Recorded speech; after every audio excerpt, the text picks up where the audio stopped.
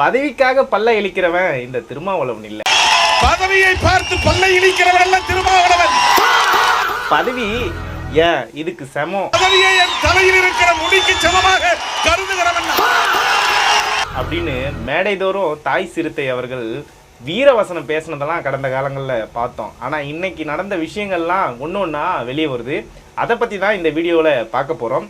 அது மட்டும் இல்லை, நேற்றைக்கு அன்புமணி ராமதாஸ் அவர்கள் வைத்த கோரிக்கையை இன்றைக்கு விஜய் அவர்கள் நிறைவேற்றியிருக்காரு. அது என்ன, அதற்காக அன்புமணி ராமதாஸ் அவர்கள் ஆதரவையும் தெரிவிச்சிருக்காரு.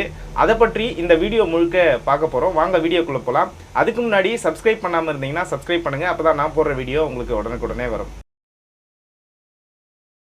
அனைவருக்கும் வணக்கம். திருமாவளவன் அவர்கள் 2 நாட்கள் விஜய்க்கு ஏன் ஆதரவு கொடுக்கல அப்படிங்கிற அந்த டாபிக் இப்போதான் வெளியே வந்திருக்கு. ஒவ்வொரு பத்திரிகையாளராக இதை வெளிப்படுத்திட்டு இருக்காங்க. அப்படிதான் ஹிந்து பத்திரிகையாளர் ஒருத்தர் என்ன சொல்லியிருந்தார் அப்படின்னா, திருமாவளவன் அவர்களை முதல்வராக்கிறதுக்கு அதிமுகவும் திமுகவும் பேச்சுவார்த்தை நடத்தினாங்க அப்படின்னு அவர் நடந்த விஷயத்துல ஒரு பக்கத்தை மட்டும் சொல்லிட்டு போயிட்டாரு. ஆனா இன்றைக்கு இருக்கக்கூடிய நெட்டிசன்கள் எல்லாம் மொத்த பக்கத்தையும் தோண்ட ஆரம்பிச்சுறாங்க. திருமாவளவனுக்கு அவருக்கு முதலமைச்சர் பதவியா, எப்படி இவங்கெல்லாம் ஒத்துக்கிட்டாங்க, எப்படி இது நடந்திருக்கும், சாத்தியம் என்ன நடந்துச்சு அப்படின்ற மாதிரியான விஷயம் எல்லாம் ஒன்று ஒன்றா நெட்டிசன்கள்லாம் இப்போ வெளியிட ஆரம்பிச்சிருக்கு. அப்படிதான் ஒரு விஷயம் வெளியே வந்திருக்கு. என்ன அப்படின்னா, அதிமுகவும் திமுகவும் இணைந்து ஆட்சி அமைக்கிறதுக்கு பேசியிருக்காங்க. அவங்களுக்குள்ள என்ன டிமாண்ட் இருந்தது அப்படின்னா, கிட்டத்தட்ட திமுகவினர் 20 அமைச்சர்களுக்கு மேலே கேட்டிருக்காங்க.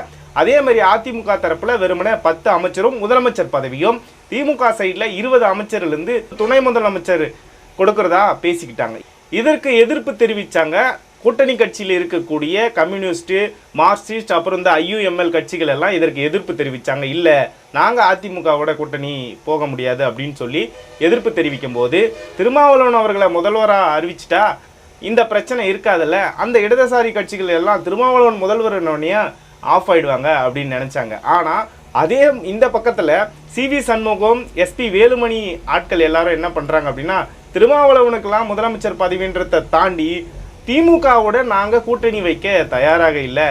MGR தொடங்கி ஜெயலலிதா அவர்களால் இவ்வளோ தூரம் வளர்த்தெடுக்கப்பட்ட இந்த கட்சியை திமுக நமக்கு பரம எதிரி, அது கூட கூட்டணி வச்சா நம்ம கட்சியை அழிஞ்சு போயிடுன்னு CV சண்முகம் தலைமையிலையும் SP வேலுமணி தலைமையிலும் அவருடைய ஆதரவாளராக இருக்கக்கூடிய MLAக்கள் எல்லாரும் என்ன பண்ணுறாங்க, திமுகவுடைய கூட்டணி வேண்டாம், அதை விட நம்ம தாவேக்காவுக்கு ஆதரவு தெரிவிச்சுக்கலான்ற அந்த மனநிலைக்கு வராங்க.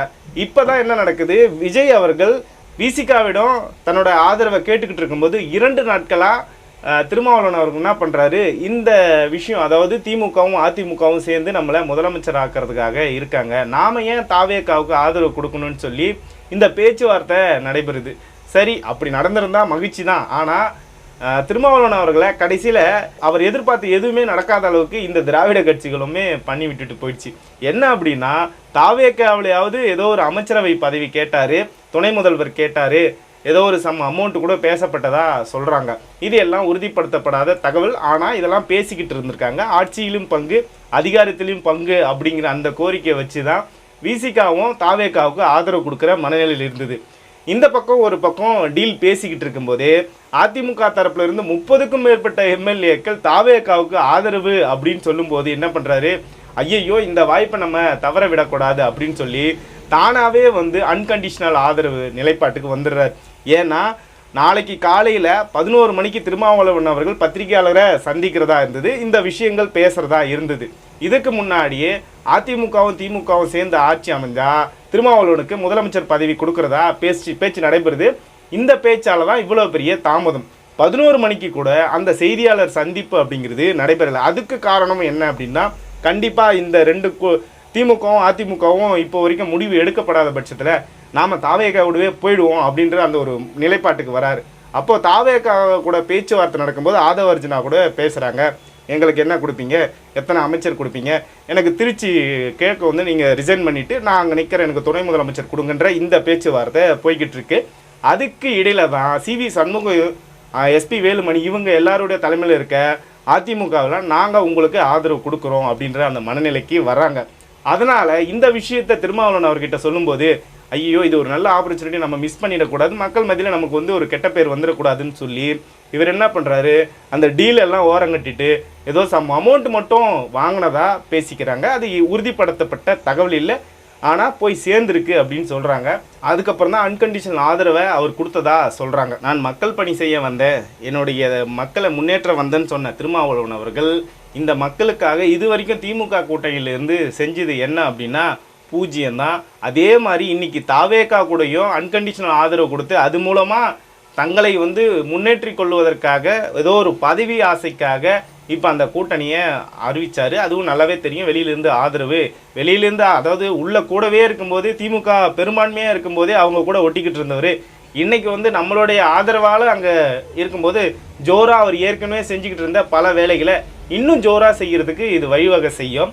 அதே நேரத்தில் இவர் இதையெல்லாம் மனசில் வச்சுக்கிட்டு தான் காட்டுமன்னார் கோவிலில் தன்னோட எம்பி பதவி போனாலும் பரவாயில்ல, காட்டுமன்னார் கோவிலில் நின்று அவர் வந்து எம்எல்ஏ ஆகிறதுக்கு பிளான் போட்டார்.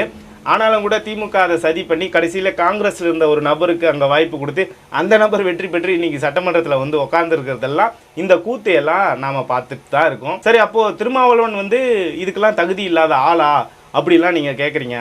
அப்படிலாம் சொல்லலை. திருமாவளவன் அவர்கள் கண்டிப்பாக ஒரு தாழ்த்தப்பட்ட சமூகத்தில் இருந்து ஒரு பட்டியலின மக்களுக்காக ஒரு முதலமைச்சர் ஆகணும் அப்படின்னா அதுக்கு அவர் தகுதி இருக்கிற ஆள் தான். ஆனால் அந்த தகுதியை அவர் இவ்வளோ நாளாக என்ன பண்ணி வச்சிருக்காரு அப்படின்னா திமுகவுக்கு இவ்வளோ நாளாக ஜால்ரா அடிச்சுக்கிட்டு அந்த மக்களுக்கு பல பிரச்சனைகள் நடக்கும்போதும் வாய்ப்பொத்தி கைப்பொத்தி இருந்தது தான் இன்றைக்கி இந்த பிரச்சனையே. வேங்கவேல் பிரச்சனைக்கு எனக்கு திமுக கூட்டணியும் வேணாம் ஒன்றும் வேணான்னு சொல்லி இறங்கி அந்த மக்களுக்காக ஸ்ட்ராங்காக நின்று இருந்தாருன்னா ஓகே. நாங்குநேரியில் ஒரு மாணவன் தாக்கப்படும் போது, பட்டியலின மாணவன் தாக்கப்படும் போது பெரிய அளவில் போராட்டங்களை நடத்தி எனக்கு திமுக மேட்டர் கிடையாதுங்க, என் மக்கள் தாங்க விஷயம் அப்படின்னு சொல்லி அவர் நின்று இருந்தார் அப்படின்னா இந்த முதலமைச்சர் பதவிக்கு அவர் உண்மையாகவே தகுதியானவர் அப்படின்னு சொல்லலாம். பட்டியலின மக்களுக்காக போராடிய ஒரு தலைவர், ஆம்ஸ்ட்ராங்ன்ற ஒரு தலைவர், பல்வேறு வழக்கறிஞர்களை உருவாக்கிய ஒரு தலைவர், அந்த தலைவர் வந்து படுகொலை செய்யப்பட்டு அது எல்லாருக்குமே தெரியும். வெளிப்படையாக பேச முடியாத சில விஷயங்கள். ஆனால் அப்படிப்பட்ட ஒரு கூட்டணிக்குள்ளேயே இவர் தொடர்ந்து அங்கம் வகிச்சார். மறுபடியும் அதே கூட்டணியில் இரண்டாவது தேர்தலையும் சந்தித்தார். இப்படிப்பட்டவர் அந்த முதலமைச்சர் பதவிக்கு எப்படி வந்து தகுதியானவர்ன்றதை தான் மக்கள் கேட்குறாங்க. தனக்கு பதவி ஆசை கிடையாது, என் மக்களுக்காகவே நான் வந்தேன் அப்படின்னு சொன்ன இதே திருமாவளவன் அவர்கள் காங்கிரஸ் இன்றைக்கி எல்லாருக்குமே தெரியும் தமிழ் படுகொலையில் முக்கிய பங்காற்றியது காங்கிரஸ் கட்சி. அந்த காங்கிரஸ் கட்சியோட இவர் போய் கூட்டு வச்சது இல்லாத ராஜபக்ஷவை பார்த்து கை குலுக்கிட்டு வந்ததெல்லாம் நாம் பார்த்தோம். அதனால் அவர் மேடையில் சிறுத்த மாதிரி அங்கே ஆவேசமாக பேசினாலும் கூட இங்கே என்னவோ மக்கள் மத்தியில் எல்லா குட்டுமே உடஞ்சி போயிடுது. எனக்கு ஒரே ஒரு விஷயம் தான் ஞாபகம் வரும். இவ்வளோ விஷயம் நடந்ததில் எனக்கு ஒரு சத்யராஜ் படத்தில் ஒரே ஒரு எம்எல்ஏ குறைவாங்க அந்த ஆட்சி அமைக்கிறதுக்கு. அப்போ போய் சத்யராஜ் ஏதோ ஒரு துறை கொடுப்போன்னு கேட்பாங்க. ஆனால் அந்த ஒரு எம்எல்ஏவை பயன்படுத்தி தன்னோட பதவி ஆசைக்காக முதலமைச்சர் பதவியிலே போய் உட்காருவார். அந்த மாதிரி ஆசைப்பட்டிருக்காரு திருமாவளவன். மக்களுக்காக போராடி நீங்கள் அதில் போய் உட்காந்திங்கன்னா கண்டிப்பாக சந்தோஷப்படுவோம். ஏன்னா பட்டியலின மக்களுக்காகவும் அந்த உரிமைகளை பெற்றுக் கொடுக்குவதற்காகவும் கண்டிப்பாக ஒரு முதலமைச்சர் வருவது என்பது சமூக நீதிக்கு ஆதரவான ஒரு விஷயம். அந்த சமூக நீதிக்கு நீங்கள் முதலமைச்சர் ஆகிறதுல எந்த ஒரு மாற்று கருத்தும் கிடையாது. இனிமேலாவது நீங்கள் அந்த மக்களுக்காக ஏதாவது செய்துவிட்டு முதலமைச்சராக போய் உட்காருங்க. ஏற்கனவே எல்லாருக்கும் தெரியும் கடந்த ஆண்டில் ஒரு தலித் முதலமைச்சராக வருவது பாட்டாளி மக்கள் கட்சியால் தான் சாத்தியம்னு அன்புமணி ராமதாஸ் அவர்கள் பேசிய போது அவர் சொன்னார், அது இங்கெல்லாம் சாத்தியம் கிடையாது, இங்கெல்லாம் அது நடக்காது அப்படின்னு பேசினவர் திருமாவளவன் அண்ணன். இன்றைக்கி அது சாத்தியப்படக்கூடிய சூழ்நிலையில் இருந்தும் கூட அது சாத்தியப்படாமல் போயிருக்கு 2 திராவிட கட்சிகள் செய்த சூழ்ச்சியால். அதனால் வரும் காலங்களையாவது அண்ணன் திருமாவளவன் அவர்கள் அவர்களுடைய மக்களுக்கு உண்மையாக இருந்து அந்த உயர்வை அடையணும். இந்த மாதிரி குறுக்கு வழியில் போயிட்டு அந்த உயர்வை அடையிறது என்றைக்குமே அது வந்து நிலைக்காது. வரும் காலங்களிலாவது மக்களுக்காக அவர் நிற்கணும் அப்படின்றது தான் என்னோட வேண்டுதல். சமூக நீதியின் பாதையில் பாட்டாளி மக்கள் கட்சி இயங்குகிறது. அந்த கோட்பாடுகளையும் அந்த கொள்கையின் அடிப்படையில் இயங்கக்கூடிய என் போன்றவர்கள் எல்லாம் கண்டிப்பாக இதை நாங்கள் ஆதரிப்போம். அதில் எந்த மாற்று கருத்துமே கிடையாது. அதே போல் நேற்றைக்கு வந்து அன்புமணி ராமதாஸ் அவர்களுடைய இல்லத்துக்கு விஜய் அவர்கள் வந்திருந்தார். அப்போது பல்வேறு விஷயங்கள் விவாதிக்கப்பட்டதாக சொல்லப்படுகிறது. அதில் முக்கியமாக வந்து அன்புமணி ராமதாஸ் அவர்கள் என்ன கேட்டிருக்காரு அப்படின்னா, பாமக வந்து தொடர்ந்து இந்த மது ஒழிப்பு கொள்கையில் தீவிரமாக இருக்குது. அதே நேரத்தில் இந்த போதை பழக்கங்கள் சேலத்தில் ஒரு மாணவனை வந்து வெட்டி வீடியோ எடுத்து ரிலீஸ் பண்ணியிருக்காங்க, கொலை பண்ணி. ஸோ இதை பற்றியும் பேசியிருக்காரு. இதை தொடர்ந்து சொல்லிக்கிட்டு வர்றாரு. பள்ளிக்கூடங்கள் அருகாமையில் நிறைய மதுபான கூடங்கள் இருக்குது, மதுபான கடைகள் இருக்குது, சந்து கடைகள் நிறைய இருக்குது. இதையெல்லாம் நீங்கள் நடவடிக்கை எடுக்கணும்னு சொல்லி நேற்றைக்கு விஜய் அவர்களிடம் அன்புமணி ராமதாஸ் அவர்கள் கோரிக்கை வைத்தார். அதில் முக்கியமாக 1200 மது குடிப்பகங்கள், அதாவது பார்னு சொல்லக்கூடிய மது குடிப்பகங்கள் 1200 இருக்குது. ஸோ அந்த 1200 மது குடிப்பகங்களை மூடினாலே இந்த சந்துக்கடைகள் பிரச்சனை, மூளைக்கு பிளாக்ல சரக்கு விற்கிறாங்கல்ல, அது எல்லாம் பிரச்சனை இல்லாமல் இருக்கும். கடைகள் இல்லாமல் இருந்தாலும் இந்த பிளாக்ல சரக்கு விற்கிறதுன்றது காலை மாலை நடுமதியான எப்போ நேரம் காலம் இல்லாமல் அந்த சந்து கடைகள் நடைபெறுது. இதையுமே நீங்கள் வந்து பார்க்கணும். அதேமாதிரி பள்ளி மாணவர்கள் கெட்டு போயிருக்கு. நீங்கள் சட்டம் ஒழுங்கு சீரடைகிறதுக்கு கண்டிப்பாக இந்த போதை பழக்கங்கள் மிகப்பெரிய அளவில் உதவியாக இருக்குது. அதனால் நீங்கள் அதை கொஞ்சம் கன்சிடரேட் பண்ணுங்கள் அப்படின்னு நேற்று கேட்டிருந்தாரு. அதை முன்னிறுத்தி தான் இன்றைக்கு வந்து 717 மதுக்கடைகள், அதாவது பள்ளிக்கூடங்களுக்கு அருகாமையில் இருக்கக்கூடிய ஒரு இடத்துல வந்து 226 மதுக்கடைகளும், பொதுமக்கள் அதிகம் கூடக்கூடிய இருக்கக்கூடிய இடங்கள்லேருந்து ஒரு 200க்கும் மேற்பட்ட மதுக்கடைகளும், கோவில்களுக்கு அருகாமையில் உள்ள வழிபாட்டு தலங்களுக்கு அருகாமையில் உள்ள மதுக்கடைகள் எல்லாம் மூடுவதற்கு முன் வந்திருக்காரு முதலமைச்சர் விஜய் அவர்கள்.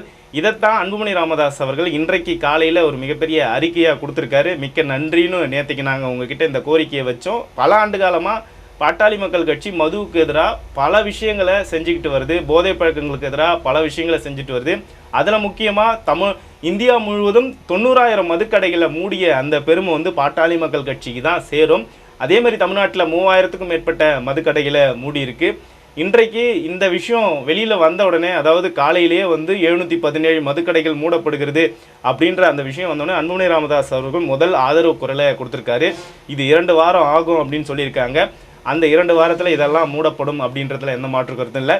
இந்த விஷயத்துக்கு எப்போதும் பாட்டாளி மக்கள் கட்சியும் அன்புமணி ராமதாஸ் அவர்கள் நாங்கள் ஆதரவோடு இருப்போம்னு தன்னோட ஆதரவு நிலைப்பாட்டை தெரிவிச்சிருக்காரு. உண்மையாகவே இது ஒரு வரவேற்கத்தக்க விஷயம்தான். போதைப் பொருளால் கடந்த காலங்களில் எவ்வளவோ சட்டம் ஒழுங்கு சீர்கேடுகள் நடைபெற்றிருக்கு. அதனாலேயே என்னவோ திமுக அரசு தூக்கி எறியப்பட்டிருக்கு. இனி வரும் காலங்களில் முதலமைச்சர் விஜய் அவர்களை தலைமையேற்கக்கூடிய இந்த அரசு இந்த போதைப் பொழுக்கத்தை கட்டுப்படுத்தும் பட்சத்தில் கண்டிப்பாக ஒரு நல்லாட்சி தொடரும் அப்படிங்கிறத மக்கள் எதிர்பார்க்குறாங்க. பாட்டாளி மக்கள் கட்சி இதுக்கு உறுதுணையாக இருக்கும் அப்படிங்கிறத அன்புமணி ராமதாஸ் அவர்கள் தெரிவித்திருக்காரு. பொறுத்திருந்து பார்க்கலாம். இன்னும் போதைப் பொருள்கள் மீதான கஞ்சா மற்றும் இந்த இதர போதைப் பொருள்களை எல்லாம் கட்டுப்படுத்துவதற்கு விஜய் அவர்கள் என்ன மாதிரியான நடவடிக்கைகள் எடுக்கிறார் அப்படிங்கிறத பொறுத்திருந்து பார்க்கலாம். மீண்டும் ஒரு காணொலியில் சந்திப்போம். நன்றி, வணக்கம்.